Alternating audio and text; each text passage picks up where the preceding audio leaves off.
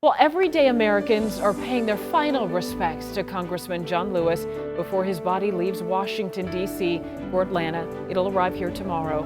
And dignitaries also expressing appreciation for the congressman's life of service. The Reverend Jesse Jackson stopped at the Capitol to thank the civil rights warrior for all he did for equality and justice. And before the casket was moved from the Capitol Rotunda, Supreme Court Justice Sonia Sotomayor paused to pay her respects. Congressman Lewis touched the lives of both young and old. CBS 46's Barmel Lyon spoke to a woman who says Lewis inspired her to make a difference. Cheyenne Webb Kreisberg, the youngest freedom fighter, says she shared a special bond with civil rights icon John Lewis. He was an awesome fighter, a man who was a gentle giant who always carried the human element. At 8 years old, walking alongside Congressman John Lewis and Dr. Martin Luther King Jr. in 1965 from Selma to Montgomery on Bloody Sunday. Webb Kreisberg says watching Lewis's body roll down the street and reach the apex of the bridge was a full circle moment, a reminder of how they were all united by struggle.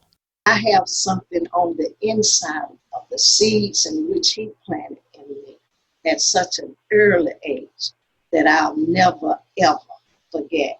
Webb Kreisberg has spent her life as a voice for hope and justice, encouraging the youth to embrace Lewis's principle of nonviolence. They need to embrace the love and the peace that he always held within his heart. Get him, Trevor! Good, Trevor! In the light, life, and legacy of Congressman Lewis, this is Webb Kreisberg's hope for the community. It is my hope that we will amplify our voices. We will continue to raise our consciousness, elevate our minds, and become the partners and ambassadors of social change. Barmel Lyon, CBS 46 News. Congressman Lewis will be honored in Atlanta following the tributes in Washington, D.C. His body is expected to arrive at the state capitol around 2 p.m. for a special ceremony. He will then lie in state tomorrow night through Thursday morning. Anyone paying respects is asked to wear a facial covering. Lewis's private funeral will be held Thursday at Ebenezer Baptist Church.